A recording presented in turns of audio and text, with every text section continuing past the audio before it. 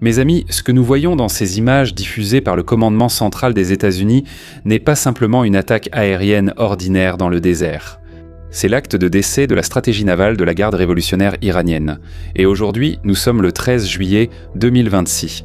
Et tandis que le monde entier regardait le ciel en attendant le croisement des missiles balistiques intercontinentaux, le véritable cauchemar de Téhéran a émergé des profondeurs, dans le silence absolu du fond de l'océan. Des drones maritimes autonomes d'attaque à usage unique, une technologie que les forces armées américaines gardaient en secrète et n'avaient jamais utilisée en combat réel, jusqu'à présent. Ils viennent forcer l'entrée principale du port iranien de Bandar Abbas. L'équilibre des forces et la géopolitique du pétrole au Moyen-Orient n'ont pas connu une variation ordinaire au cours des dernières 72 heures. Ils ont été complètement anéantis. Mais attends. Réfléchis froidement avec les données du renseignement militaire. Si les États-Unis possèdent les chasseurs furtifs les plus chers de la planète et des bombardiers stratégiques valant des milliers de milliards, pourquoi ont-ils décidé d'envoyer en première ligne des bateaux jetables à 35 000 $ pour mener l'incursion la plus importante de la décennie ? La réponse est effrayante.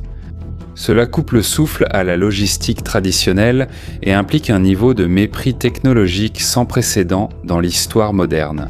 Pour mesurer l'ampleur de ce coup de maître, entrons dans les coulisses de la salle de commandement du CENTCOM. Mais avant tout, abonnez-vous à la chaîne, activez la cloche des notifications et laissez un like sur la vidéo car cela demande beaucoup de travail à réaliser. L'Iran croyait fermement qu'il dictait les règles du jeu maritime.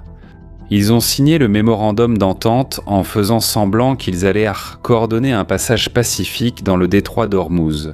Mais la définition iranienne de la sécurité internationale était une pure extorsion criminelle.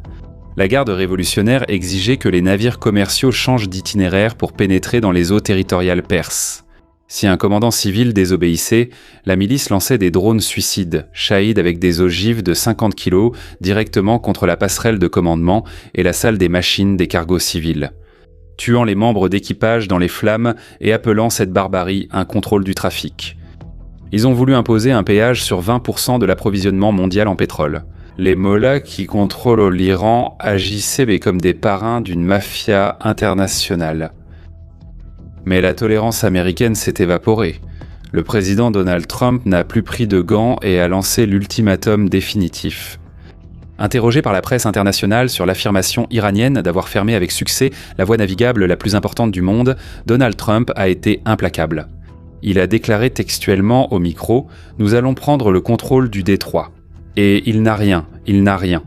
Nous allons les attaquer avec force, rester fermes et probablement gagner. » Et tout de suite après, le président a officiellement redéfini la sécurité du golfe Persique, en prononçant la phrase suivante. « Nous deviendrons les gardiens du détroit. » Peut-être pouvons-nous l'appeler l'ange gardien du détroit, et nous devrions être remboursés pour cela. Nous allons être payés pour la protéger, a-t-il dit. C'était le feu vert dont les généraux avaient ras besoin. Le 12 juillet, le commandement central a lancé sa 4e vague consécutive d'attaques contre le territoire iranien. Ce que l'Occident a mis dans l'air et dans l'eau, c'était une véritable symphonie d'anéantissement. Et le grand chef d'orchestre de la destruction aérienne était un drone kamikaze jetable appelé Lucas. Faites attention à la traduction de cet impact. Le drone Lucas est développé par l'entreprise Spectre Spectworks, basée en Arizona et coûte la modique somme de 35 000 $ par unité, mais le secret qui humilie le régime de Téhéran est technique. Le Lucas a été construit grâce à une ingénierie inverse précise basée sur le drone iranien Shahid 136 lui-même, la même configuration à aile delta que la Russie utilise pour bombarder les villes ukrainiennes. Santikon a fait un geste de mépris absolu devant le monde entier.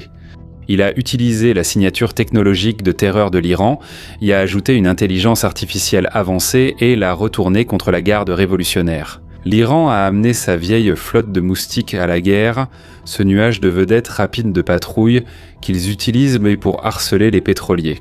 Et en réponse, les États-Unis ont activé la grille à haute tension. Et c'est là que notre métaphore du jour entre en jeu. Le drone Lucas s'est transformé en tue-insectes électrique qui est en train d'incinérer la flotte de moustiques iraniennes à l'intérieur de leur propre port. Pendant que les bateaux autonomes nettoyaient la surface à plus de 60 km/h, la couverture aérospatiale écrasait les défenses terrestres. Des chasseurs furtifs de 5e génération F-35 menaient l'incursion comme des fantômes invisibles, ouvrant l'espace aérien pour les chasseurs F-18 et pour les prédateurs spécialisés dans les missions de suppression de radars. Les chasseurs F-16 CJ Wild Weasels. En pratique, les opérateurs des batteries de missiles solaires iraniennes signaient leur propre arrêt de mort en allumant leurs équipements. Si un technicien iranien activait le radar pour essayer de détecter l'attaque, le F-16 CJ captait la fréquence du faisceau électrique et lançait un missile anti-radar qui détruisait la station avant même que l'alerte ennemie ne retentisse.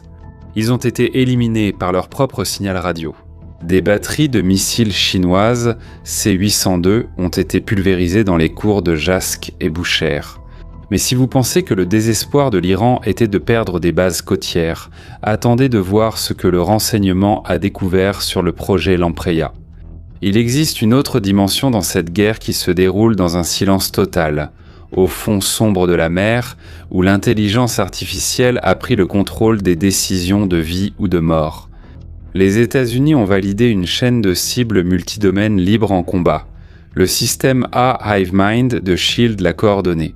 Des chasseurs pilotés avec des drones de surface maritime et des drones sous-marins. Lampreia, qui opèrent en réseau autonome, traquent et détruisent les mini-sous-marins et les vedettes iraniennes sans aucune intervention ou décision humaine dans la décision de tir.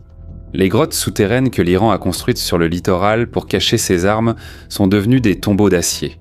Cependant, faites très attention à cette règle d'or et à ce rappel à la réalité que les manuels de renseignement présentent et que j'étudie depuis presque une décennie. Ce que font les États-Unis, c'est dominer une voie navigable internationale, pas renverser directement le régime des ayatollahs. Il existe une limite technique infranchissable à l'usage de la puissance aérienne. Il n'est pas possible d'obtenir un changement de régime complet dans un pays en utilisant uniquement des bombes et des avions. La force aérienne ne change pas les gouvernements, elle détruit des actifs. Pour renverser les mollahs du pouvoir à Téhéran, il serait strictement nécessaire d'avoir une insurrection armée interne à grande échelle ou une gigantesque invasion terrestre d'infanterie. Mais lorsque l'objectif stratégique se résume uniquement et exclusivement à contrôler le détroit d'Ormuz, les troupes au sol deviennent finalement dispensables. Ce n'est pas que nous ayons perdu l'espoir de voir la chute du régime. Cela peut encore arriver, comme nous l'avons dit, s'il y a une insurrection terrestre soutenue par les États-Unis et par Israël. Mais c'est juste pour souligner qu'il est très difficile de renverser complètement un régime uniquement avec des frappes aériennes. Mais les laisser complètement anéantis, oui, cela s'est déjà produit. Il suffit de décimer la capacité de surveillance de l'ennemi. Les États-Unis ont entériné la rupture géopolitique de l'année. L'Iran a rompu l'accord. Le CENTCOM a assumé de façon permanente le rôle d'ange gardien du détroit, escortant plus de 800 navires commerciaux sans incident et garantissant le flux de 400 millions de barils de pétrole brut vers les marchés mondiaux. Et le Brésil, j'aimerais que vous portiez toute votre attention à ce que je vais dire. Ce que nous livrons chaque jour sur cette chaîne, c'est une dissection technique et brute de la géopolitique mondiale qui défend la liberté et les droits fondamentaux de l'humanité. Et la presse traditionnelle omet cela par pure convenance politique. Nous avons construit ici la plus grande communauté d'analystes d'élite du pays, des personnes qui refusent d'avaler les récits simplistes des réseaux sociaux. Et c'est précisément parce que nous maintenons cette rigueur tactique implacable dans le traitement des faits que nous venons d'être officiellement nominés au prix IBEST, avec joie et honneur dans la catégorie d'influenceurs politiques. Je ne viens pas ici faire un appel superficiel pour des likes. Je viens convoquer notre base d'analystes pour démontrer notre véritable pouvoir algorithmique au système. Nous devons prouver que l'analyse froide et chirurgicale domine l'espace numérique. Alors, je te demande ton vote maintenant dans cette tranchée. Le lien officiel est placé de façon stratégique dans la description de cette vidéo et épinglé dans le commentaire épinglé. Et tu peux voter tous les jours jusqu'au 24 août, date à laquelle nous pourrons être classés dans le classement officiel du top 20 Brésil. Mais aujourd'hui, nous sommes dans le top 10 et à la première place des votes ces 5 derniers jours. Et ça, ce n'est pas donné à tout le monde, c'est le poids de notre communauté. Alors, je compte sur toi là-bas pour voter au prix IBEST. Maintenant, revenons ici. Les dégâts sur la côte perse ont été dévastateurs, mais l'échiquier mondial cache toujours des mouvements suspects en coulisses. Reste la question à laquelle le Pentagone refuse de répondre publiquement. Qui a mené les mystérieuses frappes aériennes massives dans la nuit du 10 juillet contre le territoire iranien? Le CENTCOM affirme que sa vague d'attaques précédente était déjà terminée et nie toute implication. Personne n'a revendiqué l'attaque. Le Parlement iranien a sombré dans la panique institutionnelle et a ouvertement menacé les Émirats arabes unis, accusant ses voisins de fournir des bases et d'opérer secrètement en coulisses pour coordonner les explosions. Et au milieu de ce chaos de missiles, le Capitole américain a subi un profond choc politique. Le sénateur républicain chevronné Lindsey Graham est décédé subitement à l'âge de 71 ans, repose en paix. Le parcours de Lindsey Graham en matière de sécurité nationale et de sécurité occidentale avait un poids considérable. Il était vétéran de l'US Air Force et sénateur pendant 5 mandats consécutifs au Congrès. Il était la voix la plus ferme à Washington, exigeant l'écrasement des forces iraniennes pour protéger les efforts de guerre occidentaux. Il était le plus grand défenseur et ami d'Israël. Oui, mes amis. Il était un combattant contre la terreur russe en Ukraine et en Europe. Et le détail effrayant que les services de renseignement ont surveillé, c'est que, quelques jours avant le décès, les médias d'État de Téhéran affichaient, à la une manchette menaçante avec la photo de Donald Trump à côté de Lindsey Graham et la phrase explicite « Préparez-vous à une mort subite ». L'ombre d'un attentat silencieux a glacé les couloirs de Washington. Et moi-même, d'ailleurs, je te demande ton avis. De 0 à 10, quelle est la probabilité que l'Iran ait empoisonné le sénateur ? Oui, il y a encore des enquêtes en cours par le FBI, mais est-ce un hasard si l'Iran a réussi à ôter la vie du plus grand défenseur d'Israël et de la liberté aux États-Unis ? Mes amis, pendant la nouvelle ère de la guerre de Rome, les robots maritimes prouvent l'efficacité industrielle de la tactique américaine. Ensuite, nous observons l'Europe de l'Est. En utilisant exactement cette même doctrine d'essaim de drones maritimes suicides à la surface, les forces ukrainiennes ont déjà coulé et mis hors d'usage pas moins de 90 navires militaires russes, détruisant complètement la souveraineté de la flotte de la mer Noire de Vladimir Poutine. Mais pendant que le monde brûle et que les marines coulent, la presse traditionnelle jette un écran de fumée pour anesthésier la société civile. Mes amis, l'échiquier géopolitique a changé de façon permanente et l'échec et mat contre l'Iran a été porté. La racaille de généraux mafieux qui extorquaient dans le pays et contrôlaient tant le pouvoir à Téhéran a vu sa capacité opérationnelle disparaître. Le président Trump a prouvé que la donne a changé. Que se passera-t-il demain si leur flotte rapide disparaît complètement ? La réponse c'est que l'ange gardien du détroit prend le contrôle total du trafic énergétique. Et maintenant, je veux que vous, notre avant-garde intellectuelle, preniez possession absolue de la section des commentaires à cet instant précis. Nous allons bloquer l'algorithme. Pour faire s'effondrer le système et prouver notre capacité technique à lire entre les lignes militaires du contexte, engagez vos doigts dès maintenant. Je veux que notre double verdict soit tamponné avec force pour valider ce rapport de mission. Écrit dans le champ ci-dessous nos 2 mots de passe tactique d'aujourd'hui. En lettres majuscules absolues, Opération Ange Gardien. Et juste après, la flotte de moustiques a été électrocutée. Prends ta position dans les tranchées numériques et sature la plateforme. Tape avec autorité. Opération Gardien Angèle et la flotte de moustiques a été électrocutée. Le phare de l'intelligence géopolitique ne clignote pas face au théâtre du système. Mes amis, tout cela sert à augmenter encore plus la portée de notre vidéo. Et la leçon de cette guerre géopolitique est la même pour vos affaires. Celui qui ne maîtrise pas l'attention visuelle est tout simplement anéanti. Et aujourd'hui, la monnaie la plus précieuse du monde, c'est l'attention des gens. Pour un entrepreneur, ce qui fait le plus mal, c'est d'être le meilleur dans ce qu'il fait et de rester invisible pour le marché. Il n'arrive pas à sortir de sa bulle. Vous avez une entreprise remarquable, mais peu vous connaissent, car sur les réseaux sociaux, seuls les denses ou même viraux semblent percer. Pourtant, je viens de prouver le contraire. Le contenu dense et sérieux a aussi de la valeur. Et j'ai déjà pensé exactement comme ça auparavant.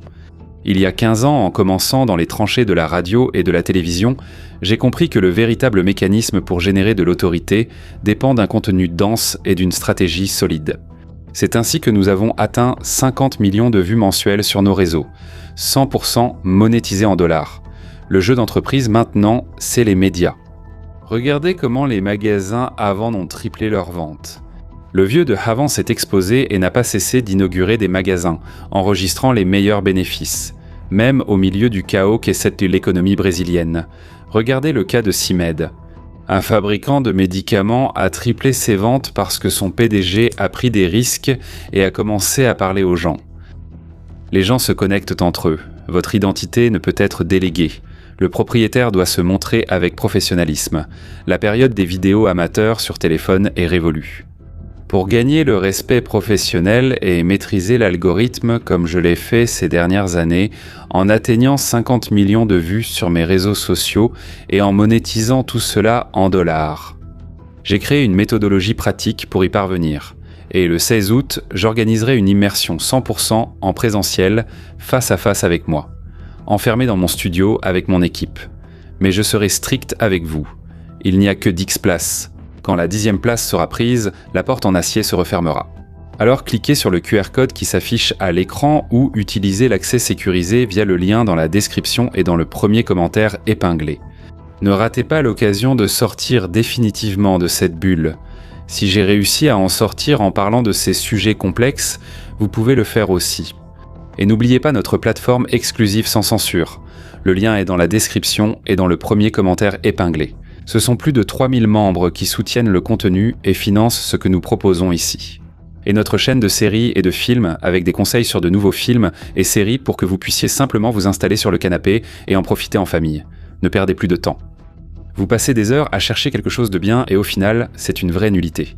Sans culture woke, sans plaintes inutiles, je vous garantis le meilleur conseil pour que vous puissiez en profiter avec les vôtres.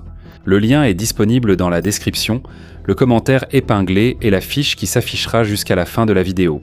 Abonnez-vous, activez la cloche, laissez un like, cela demande du travail. Protégez votre esprit. Je suis Shimon Oliveira, à bientôt dans la prochaine vidéo.